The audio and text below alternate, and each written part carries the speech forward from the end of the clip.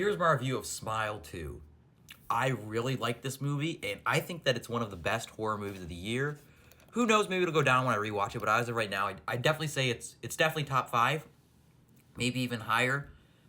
Where this one's pretty interesting because it's got a whole different vibe. It feels more grand than the first one, because in this movie, our main character is a super famous pop star, Sky Riley, who is already at a low point in her career because this movie they explain that she's had a lot of problems with substance abuse. So she's trying to make this comeback tour, and then this smile demon comes in and just makes her life that much more difficult.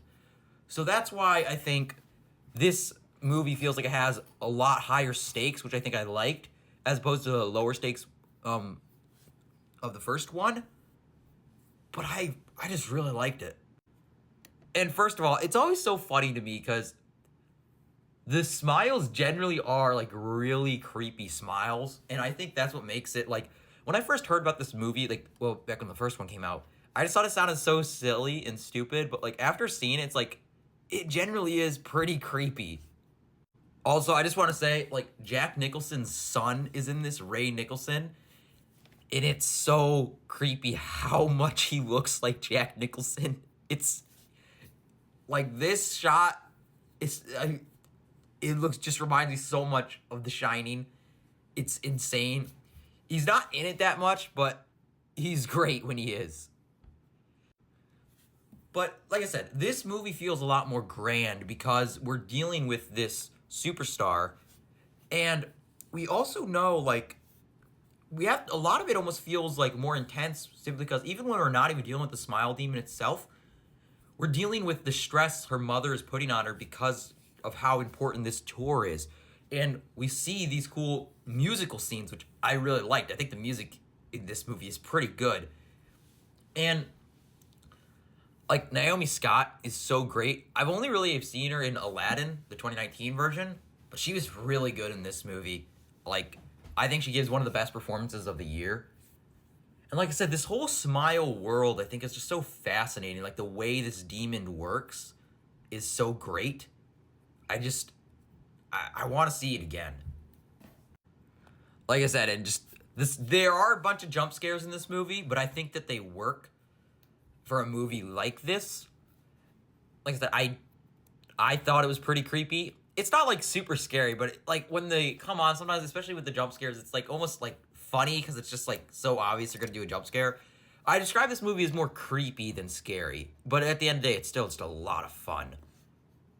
And it's really interesting how they explain like their plan to defeat the smile demon, where she keeps throughout the movie, she keeps texting this guy and like who is basically been tracking her down, and he's trying to explain, I can help you defeat this demon. And they try to do it in a really unique way, where their idea is almost to kill her, quote unquote, like by slowing her heart rate down and then just using a defibrillator to bring her back, because they're like almost in this freezer, this Pizza Hut.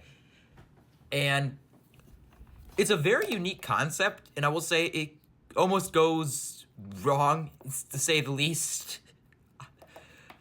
It's crazy. And the ending to this movie is pretty crazy.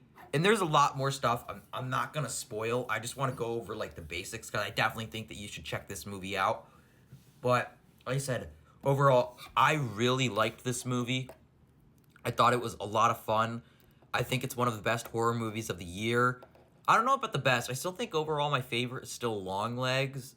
I think I want to rewatch Longlegs as well as like Alien Romulus, and then shift them around and see where it is. But as of right now, this is definitely a top 5 horror movie for me this year. I think it might be one of my favorite movies of the year. And it's just one of those movies too that it's like, this is a lot of fun. Like with the first one, when I rewatched it a while ago, like when I watched it for the first time, I really liked it.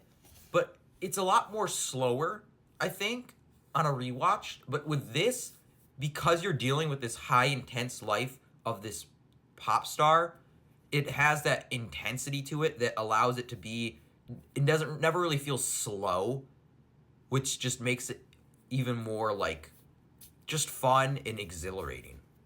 And also, yeah, you've probably seen that video like in the trailer of this little girl, doing that really creepy smile. She doesn't really play a whole big part in it, but like when she is on screen, she is actually like really creepy, which I really appreciated. But yeah, overall, I really, really like this movie. Like I said, I think it's one of the best horror movies of the year. And if you like horror, I would definitely recommend checking this movie out.